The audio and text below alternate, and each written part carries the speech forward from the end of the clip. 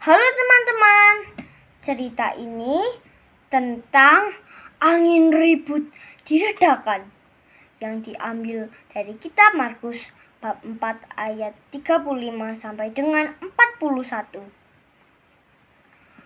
Pada hari itu, waktu hari sudah petang, Yesus berkata kepada mereka, "Marilah kita bertolak seberang."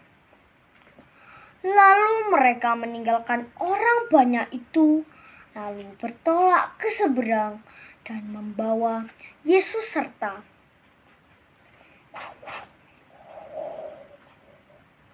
Dan tiba-tiba mengamuklah badai taufan yang sangat dahsyat, dan ombak menyembur masuk ke dalam perahu, sehingga perahu itu penuh dengan air.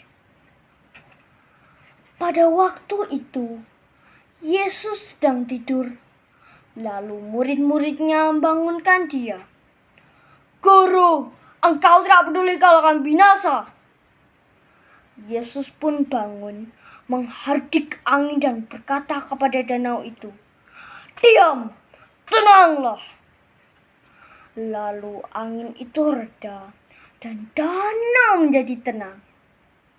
Yesus berkata, "Mengapa kamu begitu takut? Mengapa kamu tidak percaya?"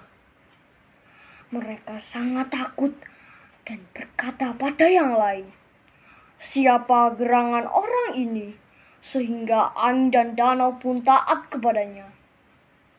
Terima kasih.